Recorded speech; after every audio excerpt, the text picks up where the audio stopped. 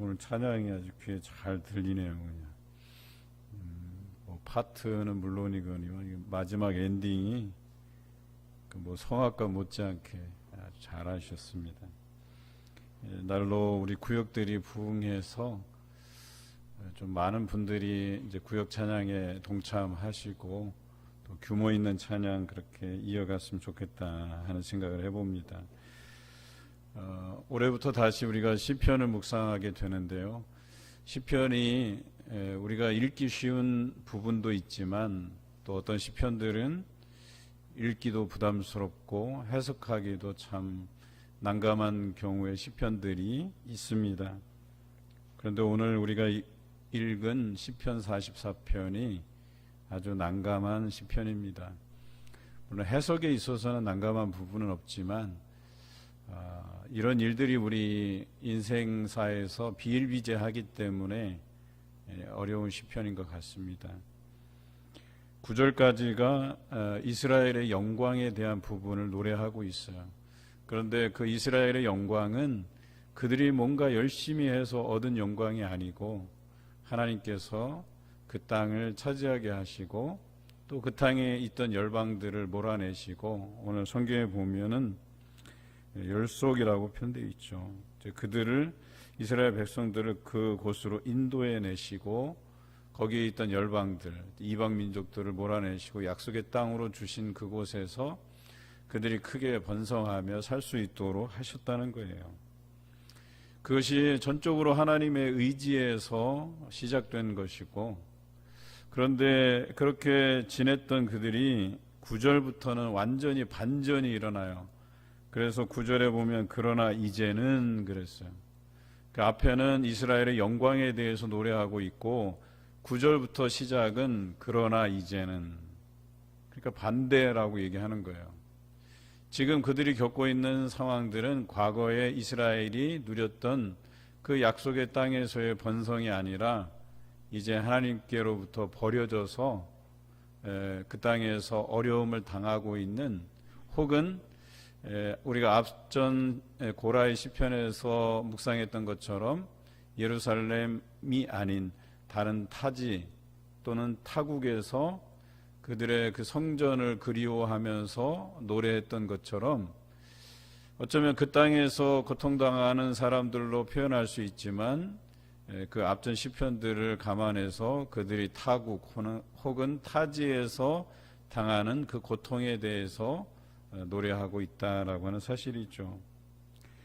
성경에 보니까 그들이 그 영광을 잃어버리고 처참하게 무너져 내리고 또 그 원수들에게서 능욕을 당하고 또 너무 리얼하게 표현한 것이 도살할 양같이 버려졌다 이렇게 표현되어 있어요.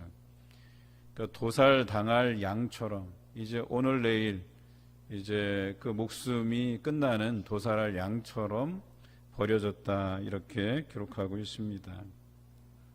그런데 그들이 이런 상황 속에서 할 수 있는 것은 단 한 가지밖에 없어요. 하나님 앞에 간구하는 것밖에는 없다라고 하는 것입니다. 그들이 얼마나 어려운 상황에 처해 있냐면 혹시 하나님 주무시는 것은 아니신지요? 라고까지 노래하고 있어요. 그러면서 하루속히 빨리 일어나셔서 우리를 도와달라고 마지막 절에 하나님 앞에 간구하는 노래를 부르고 있다라고 하는 것이죠. 이 시편 44편을 읽으면서 왜 답답할까? 우리가 반전이 일어나지 않기 때문에 답답한 거예요, 사실.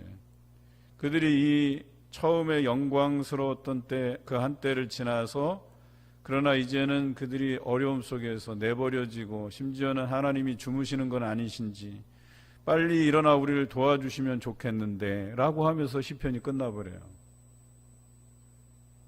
그러니까 어떤 결말 부분에서 반전이 일어나고 새로운 희망을 품고 그들이 그런 하나님을 노래하고 영광 드리고 막 이런 시편으로 끝나는 게 아니라 하나님 빨리 일어나셔서 우리를 도와주셨으면 좋겠는데 라고 끝나는 거예요. 그냥. 그러니까 답답한 거예요. 이 시편을 읽고 나면 뭔가 시원치가 않아요. 우리가 좋아하는 영화 드라마에서 보면 결론이 뭔가 극적으로 반전을 이루어져서 처음에는 고생하다가 나중에는 낙이 오고 결말이 좋고 권선징악, 그래서 선한 사람이 복받고 악한 사람이 처벌받고 뭐 이런 그림이 좋은 것 아니겠어요? 다들 이런 그림을 그리고 말씀을 대하지 않겠습니까? 뭐 신데렐라 동화처럼, 또 우리나라로 하면 콩쥐팥쥐 뭐 이런 그게 되겠죠. 그러니까 결론이 뭔가 나야 되고 좋은 것으로 결말 지으면 참 좋은데 그렇지가 않다는 거예요. 마치 우리가 성경을 읽다가 욥과 다니엘서를 읽다 보면 처음에는 답답해요. 왜 저렇게 고생하게 하나님께서 내버려 두실까, 이런 생각을 하게 돼요. 우리는 결말을 알기 때문에 부담 없이 읽겠지만, 만약에 우리가 결말을 모르고 처음부터 생소하게 읽어나가면 정말 답답할 거예요. 야, 이렇게 고통스럽게 하나님께서 내버려 두실까라고 할 정도로. 그런데 결과적으로 욥이 깨달음을 얻고 나서 자기가 잃었던 것의 2배로 하나님께서 갚아주시는 그 은혜들을 경험하는 것을 보고, 야, 참 우리 속이 시원함을 느끼잖아요. 다니엘이 포로로 끌려가서 그 고생을 하다가 나중에는 크게 쓰임받는 모습들을 보면서 통쾌하다, 시원하다, 그렇지, 역시 우리 하나님이시다, 이런 고백을 드릴 수 있는 것 아니겠어요? 그런데 이 시편 44편은 답답한 상황에서 하나님이 빨리 일어나셔서 우리를 도와주시면 좋겠는데 라고 끝나고 있는 거예요. 그러니까 읽고 나서도 시원치 않고, 또 어느 부분에서는 우리 인생과 맞닿아 있는 모습을 발견하게 되는 거예요. 우리가 늘상 이 어려움 속에서 벗어나게 해달라고 기도하고 있어요. 기도에서 빠지지 않는 것 중에 하나가 코로나에 관련된 것이죠. 빨리 해결됐으면 좋겠는데, 빨리 해결될 것이라고 예상했었는데 끝나지 않고 계속해서 이어져 가고 있잖아요. 이런 상황을 보면서 뭔가 우리 안에서 답답함이 있어요. 건강도 마찬가지예요. 우리의 건강을 하나님께서 그냥 한순간에 고쳐주시면 좋겠는데, 능력의 손으로 어루만져서 확실하게 해결해 주시고 잡아주시면 좋겠는데, 그렇지 않고 질끔질끔 좋아졌다 나빠졌다, 좋아졌다 나빠졌다. 또 여러 가지 우리 가정사의 문제도 그렇고, 경제적인 문제도 그렇고, 우리 자녀들의 문제도 그렇고, 뭔가 될 듯 하면서 또 안 되고 실패하고 좌절하고, 또 어느 순간에 잘 회복되다가 또 한 번씩 주저앉고, 이런 모습을 보면서 우리가 답답함을 느낄 수 있다라고 하는 거예요. 그럼에도 불구하고 우리가 할 수 있는 것이라고는 하나님 앞에 도움을 구하는 기도밖에 없다라고 하는 사실이에요. 그런데 저는 오늘 이 시편을 읽어가면서 우리가 절망하기보다는 여기에 희망의 노래들을 가지고 살자라고 이야기하고 싶은 거예요. 왜냐하면 우리가 어떤 모습으로 우리의 인생이 마무리될지 모르지만, 또 우리가 버려놓은 여러 가지 일들, 또 기도했던 것들, 이것이 어떻게 하나님께 응답받을지 모르지만 분명히 거기에는 열매가 있을 것이고, 그 열매를 통해서 어떤 방향으로든 사람들에게 줄 교훈이 있을 것이다 라고 하는, 여기에 기대감을 가지고 살아갈 것에 대해서 이야기하고 있는 것이죠.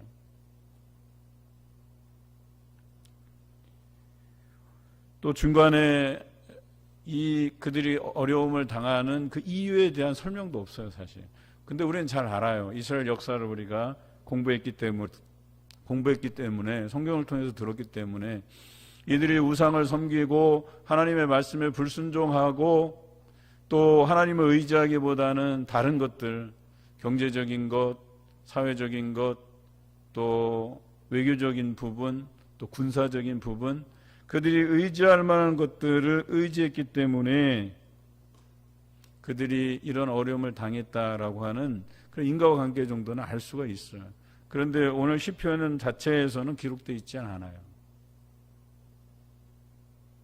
그래서 오늘 우리가 이 시편을 읽고 묵상할 때 단순하게 이들은 하나님의 말씀에 불순종했기 때문에 이러한 일을 겪는 거야. 그러니까 우리가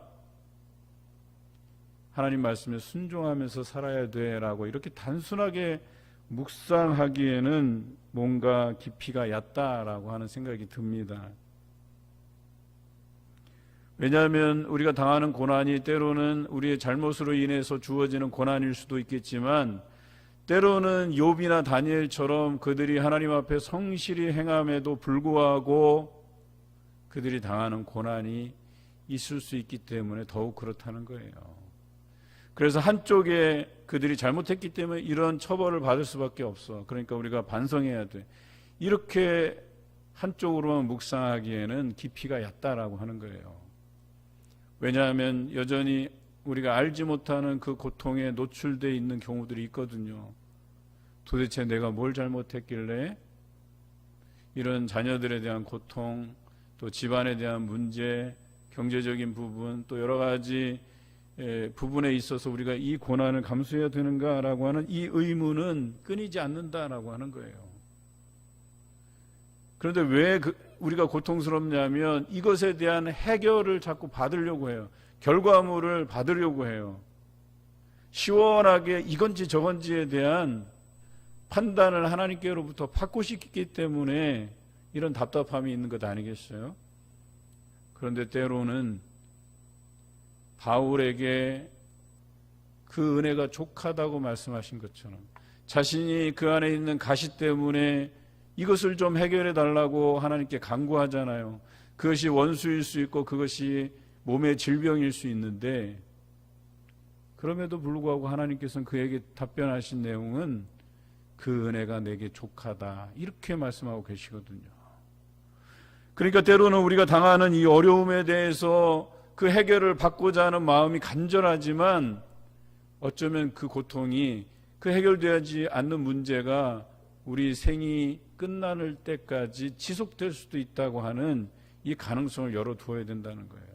미안한 얘기지만 그렇습니다. 여러분, 엔도 슈샤쿠의 소설 침묵을 아십니까? 저는 소설은 읽지 못했고 이 엔도 슈샤쿠의 소설을 그 모노드라마로 만들어서 우리 국내에서 공연을 하거든요.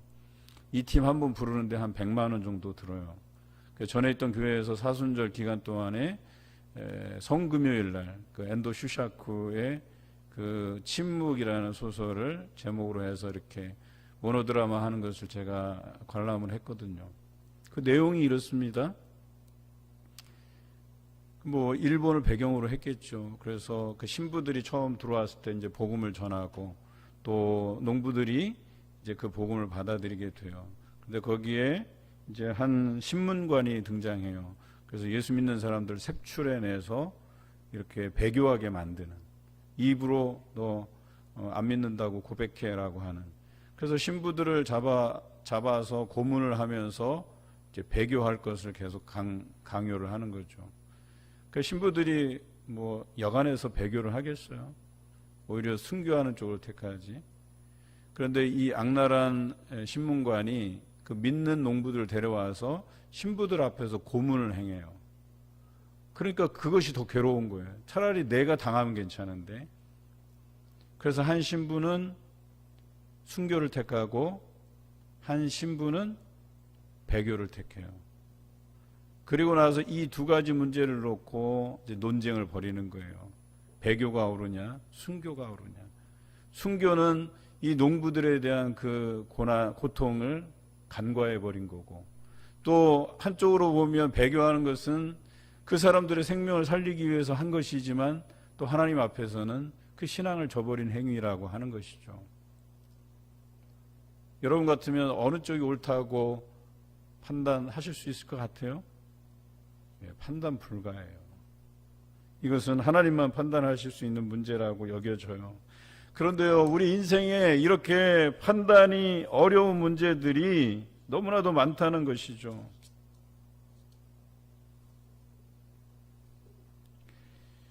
그저 우리가 이 판단을 하나님께 맡겨드리고 기도하는 수밖에 없다.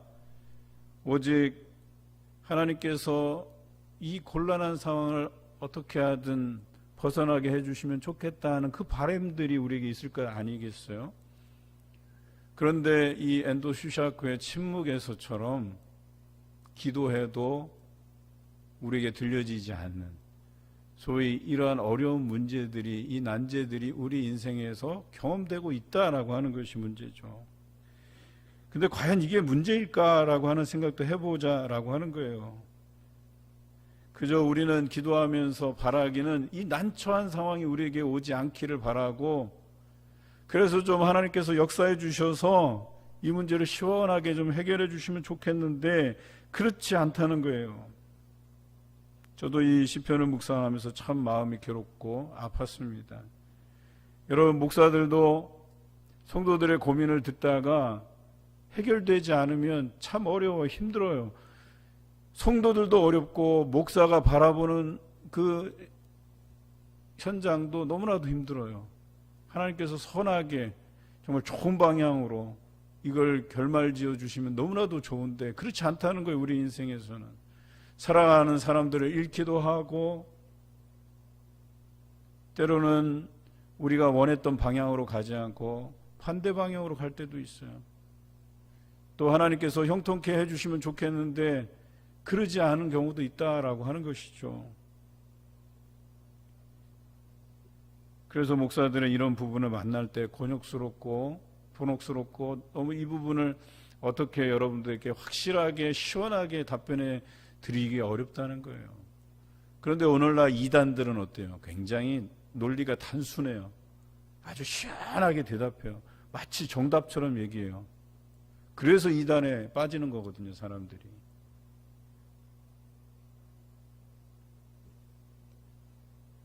저는 시편을 묵상하면서 분명한 것은 그 사람을 통해서, 혹은 우리가 겪고 있는 이 삶의 문제들을 통해서 분명히 하나님께서 역사하실 것이라는 거예요. 그런데 우리가 생각하는 방향으로만 역사하시지는 않는다는 거예요. 이런 답답한 지경에 놓이게끔 하는 이 시편을 묵상하면서도 우리는 그 뒤의 문제들을 고민해 갈 때 우리가 판단할 수 있는 건 딱 한 가지예요. 그 결과가 긍정적인 결과를 낳든 부정적인 결과를 낳든 거기에는 분명한 하나님의 교훈이 있을 것이다 라고 하는 것은 분명하다는 거죠. 이스라엘 역사에 보면 우리가 새벽에 묵상했던 예레미야, 이사야, 또 에스겔 선지자, 요즘 에스겔을 묵상하면서 그런 생각이 들어요. 에스겔을 통해서 들려주시는 말씀이 너희가 회복될 것에 대한 부분을 나중에 이야기하긴 해요.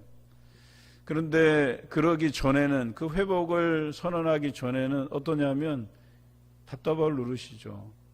빨리 이 70년 포로기가 아닌, 우리가 충분히 깨달았으니까 이 70년이 다 가도록 기다리지 않고 빨리 하나님께서 회복시켜 주시면 좋겠다 하는 게 그들의 심정이었을 거예요. 그래서 그들이 10년이 지나지 않아서 에스겔 선지자에게 와서 하나님의 때가 언제인지를 물어봐요. 분명히 예레미야 선지자를 통해서 70년이라고 얘기했음에도 불구하고 그들은 빨리 이것이 끝났으면 좋겠다라고 얘기하는 거예요.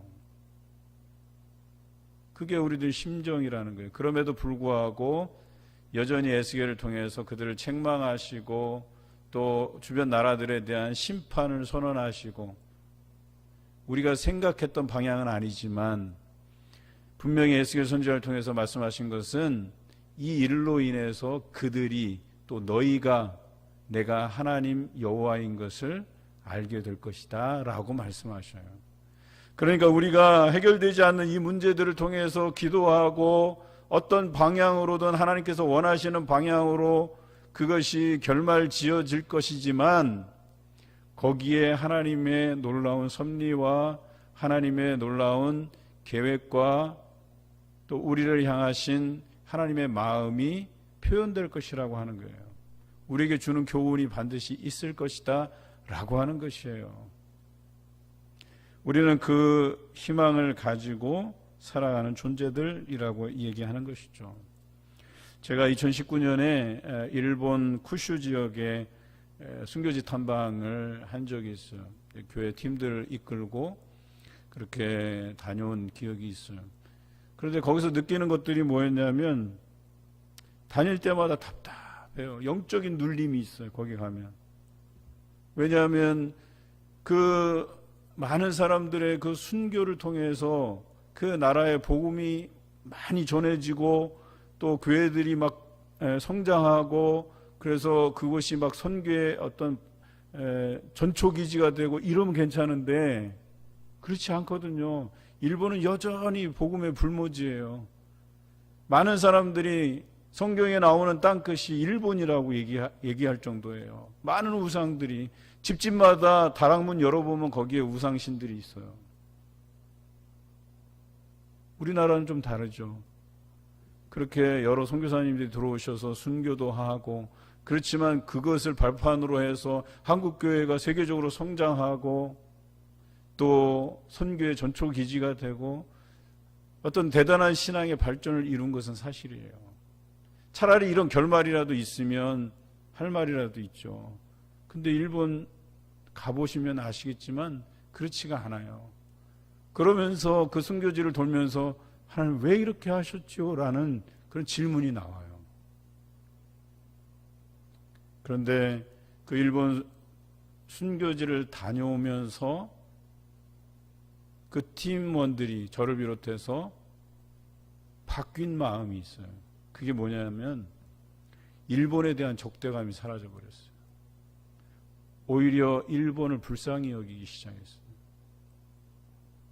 저렇게 많은 사람이 죽어나갔는데도 여전히 복음의 불모지로 있는 그 땅이 불쌍해 죽겠는 거예요.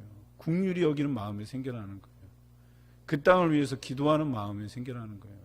물론 한켠에는 일본에 대한 적대적인 감정이 왜 없겠어요. 우리나라에 행한 일이 있는데. 오늘 이 시편을 바라보면서 그런 거예요. 그런 작은 변화들을 위해서 이 시편을 노래하지 않았나라고 하는 거예요.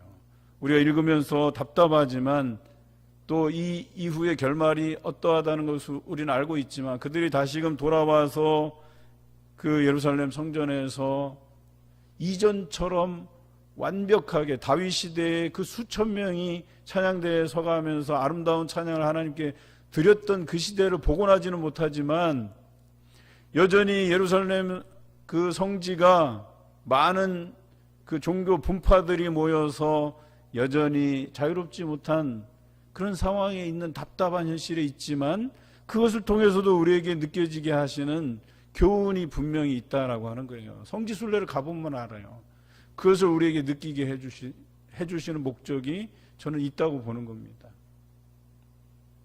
그래서 이 시편도 마찬가지로 또 이 시편과 같이 이 답답한 현실에 놓인 우리의 삶도 하나님께서 여러분을 통해서 역사하시려고 하는 그 섭리가 분명히 있다라고 하는 것을 믿으시기 바랍니다. 제가 몇 가지 사진을 좀 준비했는데요. 또 순교지 갔다 왔다니까 여러분들이 머리에 이렇게 상상이 안 되실 것 같아서 제가 사진을 좀 준비했습니다. 사진 좀 띄워주세요. 1번 그림이 이제 저희가 일행이 대구에서 이렇게 비행기를 타고 후쿠오카로 가서 후쿠오카에서 이제 나가사키로 이렇게 이동을 했어요. 거기에 제일 처음 간 곳이 26인 순교자를 이렇게 새겨놓은 그 뭐랄까요? 동판이에요, 동판. 저기 26명이 새겨져 있거든요. 저게 보면 키가 작은 아이들도 있어요. 그런데 이 26인이 일본 나가사키 지역에서 최초로 순교한 사람들을 기념하는 그런 기념 동상이에요. 두 번째 그림입니다. 그리고 이곳은 그 앞서서 26인 그 순교자들을 기념하기 위해서 1864년 프랑스 선교사님이 지은 오우라 천주당, 그러니까 천주교회죠, 천주교회. 그리고 보시면 알겠지만 고딕하고 바로크 양식이 이제 혼합되어 있는 건물입니다. 또 저 건물이 일본에서 가장 오래된 나무로 지은 건물이기도 하죠. 그리고 내부에 들어가 보면 100여 년 전에 제작된 스테인드 글라스가 이제 설치되어 있어요. 굉장히 이제 화려하게 되어 있긴 합니다. 세 번째 그림입니다. 요거는 호코바루인데요. 호코바루라고 하는 지역인데 적어도 이제 순교자들을 위한 기념비예요. 그런데 이 131명의 순교자가 생긴 지역인데 저기에 보면 한국 사람이 포함되어 있어요. 13명의 조선족이 포함되어 있다라고 하는 것이죠. 네 번째 그림입니다. 여기는 운젠이에요. 운젠이라고 하는 온천 지역입니다. 그 쿠슈 지역의 온천 지역은 다 성지예요. 왜냐하면 그 온천물로 다 그 예수 믿는 사람들을 이렇게 뭐죠? 고문을 했어요. 고문을 어떻게 하냐면 저 뜨거운 온천물로 사람들 다리, 팔 이런 데다 부어요. 그런데 언제까지 부냐? 뼈가 보일 때까지 계속해서 부어서 익어서 녹아내려요. 그래서 뼈가 드러날 때까지. 그래서 이 온천 지역에 있는 일본인들은 이 온천 지역을 지옥 골짜기 이렇게 불러요. 저기 가면은 막 유황 냄새 나오고 뜨거운 수증기 막 올라오고, 제가 직접 찍은 사진이에요, 다. 그래서 배교를 강요하면서 말을 듣지 않으면 저렇게 뜨거운 물로 붓는 거예요. 그 다음 그림이요. 이거는 시마바라 성 안에의 그 기념관이거든요. 그 주변이 이제 돌들로 쌓아진 그런 도시인데요. 이 시마바라 성에 얽힌 이야기는 1637년 에도 시대에 이제 사람들이 이제 막부 군사 정권이죠. 그때로 말하면.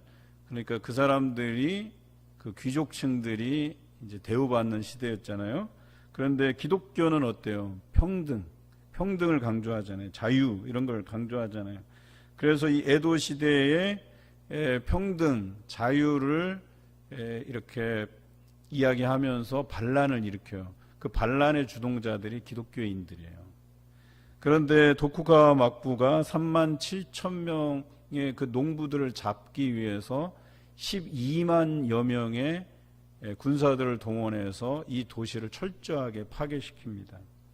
그리고 100일 동안 전쟁을 통해서 그 안에 있는 3만 7천여 명의 사람들 다 죽여버려요. 다 죽이고 그 시체들을 얼마간 이렇게 방치해놔요. 그리고 나서 이제 살이 다 썩어 들어가고 이제 어느 정도 이제 뼈가 드러날 때쯤 가서 이제 다 합장을 해버려요. 다 묻어버려요. 그런 도시 이 시마바라 성이고요. 다음 그림요. 요거는 이제 아리마 순교지 기념관인데요. 이 아리마라는 지역은 이제 여기에서 좀 떨어진 지역에 있어요. 강가에 있어요. 근데 이거는 그거보다 좀 떨어진 다른 지역의 기념관 내에 있는 유골터예요. 그러니까 그 아리마가 이제 강이거든요. 강 옆에 순교지인데, 그러니까 예수 믿다가 이제 화형을 당해요. 그래서 강 옆에서 화형을 당하는데 이제 거기에서 발견된 이제 유골들이에요. 그걸 기념관으로 가져와서 이제 저기 기념관에 설치해 놓은 곳인데요. 그래서 이들이 거기에서 예수 믿다가 이제 이런 어려움을 당하게 된 것이죠. 그 다음 7번 그림이요. 이건 어울리지 않는 그림이긴 한데, 이제 그 성지순례 가면 너무 성지만 다니면 좀 그렇잖아요. 그래서 그 쿠마모토에서 벳부로 이동하는 이제 페리를 타고 이제 이동해서 그 다음 간 곳이 제 벳부교회예요. 저 벳부교회는 사실 그림으로 볼 때는 외관상에서는 그래도 좀 괜찮은 교회의 수준이에요. 그리고 저기는 유학생들을 위주로 하는 이제 교회고, 이제 저곳에서 우리가 함께 예배 드렸던 기억이 있고요. 그 다음이요. 이건 오이타에 있는 데인데요. 이제 크리스찬들의 그 순교지예요. 그런데 이 일본 말로는 키리시탄이라고 그래요. 우리는 크리스찬 그랬는데 키리시탄이라고 해요. 그래서 키리시탄 들어가면 아, 여기 그리스도인들이 순교당한 곳이구나 이렇게 여기시면 돼요. 그 다음요. 여기는 타게타라는 곳인데요. 거기서 좀 인접한 데인데 여기는 산이에요. 산길로 한참 들어가다 보면 그 바위를 뚫어서 동굴 예배당을 만들었는데 저게 저 입구예요. 그래서 그 앞쪽으로는 덤불로 막아놨기 때문에 잘 안 보여요. 외부에서 볼 때는. 그러니까 이 사람들이 그 동굴을 파고 거기 들어가서 이제 예배드렸던 공간인데 저기 한 40-50명 정도 들어가요.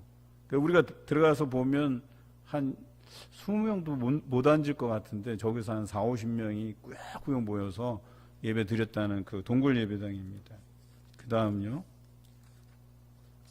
여기는 관광지인데 이제 거기서 가까운 유후인, 아마 그 나가사키하고 쿠슈 지역을 다니면 유후인 저 관광지를 다 다니게 됩니다. 그 다음요. 이거는 하카타 타워인데요. 타워에서 해변가를 바라보고 제가 사진을 찍은 거예요. 여기까지요.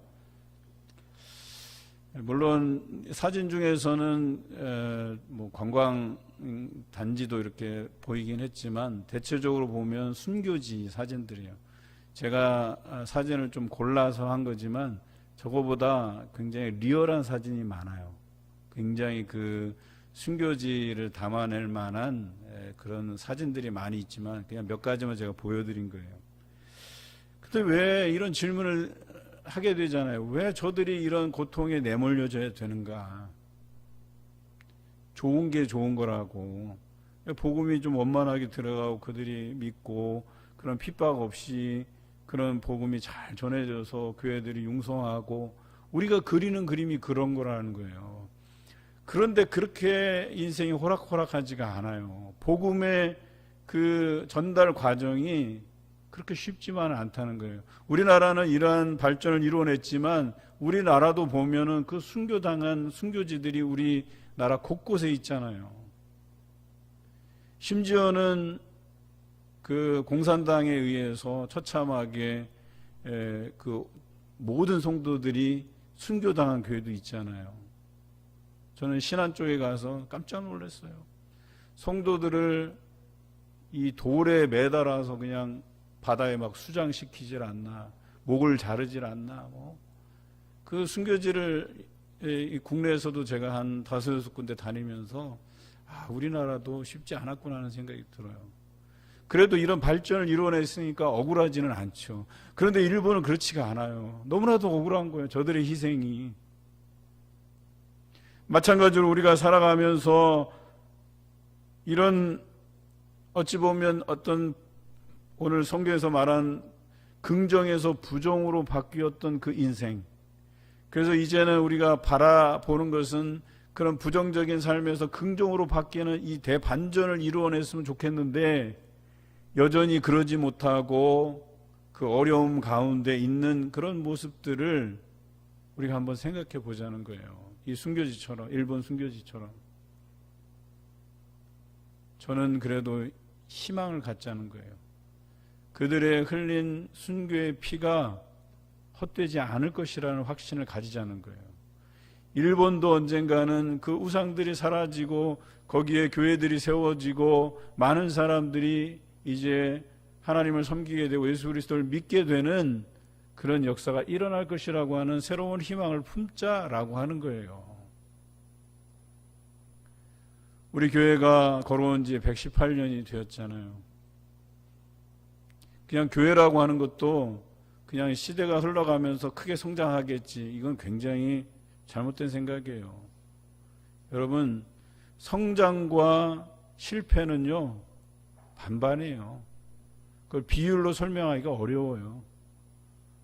여러분, 우리 대한민국에서 문 닫는 교회들이 얼마나 많은지 잘 모르시죠? 피부로 못 느끼시죠? 대도시 단위 신도시에서요, 문 닫는 교회들 굉장히 많습니다. 문 열었다 닫고 열었다 닫고, 제 주변에서도 개척했다 실패해서 닫고 하는 교회들이 얼마나 많은데요. 그런 모습들을 보면서 우리는 답답해요. 왜 하나님의 교회들이 이런 어려움을 당해야 되는지, 이런 어려운 처지에 놓이게 되는지, 우리는 여기서 지혜를 얻을 필요가 있다는 거예요. 여러분, 사람을 탓해서 해결된 문제 절대 아닙니다. 그 사람이 뭔가를 고치면 되겠지? 아니에요. 그런 문제가 아니에요. 이건 영적인 문제예요. 우리가 할 수 있는 것은 오늘 시편의 고백처럼 하나님께 도우심을 구하는 거예요. 우리 영혼은 진토 속에 파묻히고 우리 몸은 땅에 붙었나이다. 여러분, 이거 얼마나 처절한 고백이에요. 완전히 나락으로 떨어진 거예요. 바닥에 그냥 붙어버린 거예요.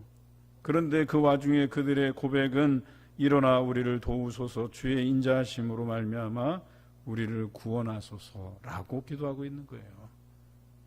이것이 우리에게 주는 의미가 있다는 거예요. 우리가 아무리 어려운 순간에 놓였다 할지라도 이런 기도가 필요하다는 거예요. 하나님께서 나를 도우실 줄로 믿습니다 라고 하는 이 기도 하나 가지고 우리가 살아가는 인생이라고 얘기하는 겁니다.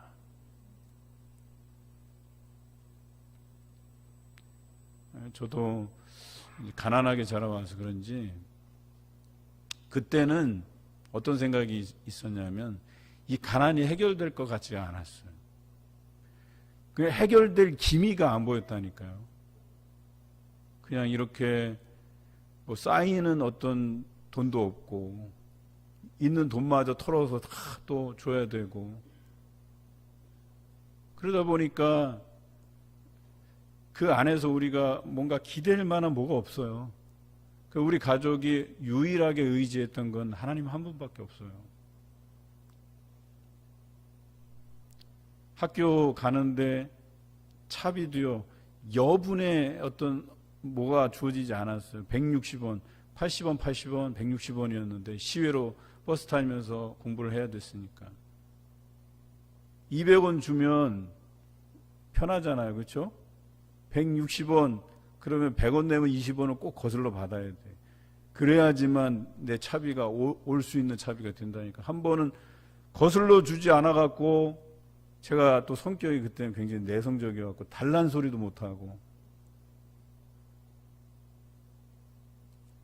그런 어려움이 있었다는 거예요. 그런데 도저히 뭐 방법이 없어요. 그렇다고 해서 부모님이 하시는 뭐 가게가 잘 되는 것도 아니고 아마 우리 성도들 중에서는 이 코로나의 상황 때문에 굉장히 어려움을 겪는 가정들도 있을 거예요. 예를 들어서 가게가 자기 소유가 아니거나 새 들어서 세도 내야 되고 그런데 코로나 때문에 장사도 안 되고 아마 이전보다 또 우리의 삶이라고 하는 게 피폐해져 가고 제약이 되고 그런데 우리가 할 수 있는 게 뭐냐라고 하는 거예요. 예, 오늘 이 시편의 고백처럼 일어나 우리를 도우소서 주의 인자하심으로 말미암아 우리를 구원하소서라는 기도밖에 드릴 게 없다는 거죠. 안타깝지만 우리가 행할 수 있는 것이 이것인데 저는 이것이 능력이 되고 지혜가 되고 교훈이 되고 또 누군가에게는 하나님께서 보여주실 만한 선한 열매가 될 것이라는 확신을 가지고 우리가 이 노래를 부르자라고 하는 것입니다. 그래서 오늘 본문에 나오는 그러나 이제 라고 하는 이 단어가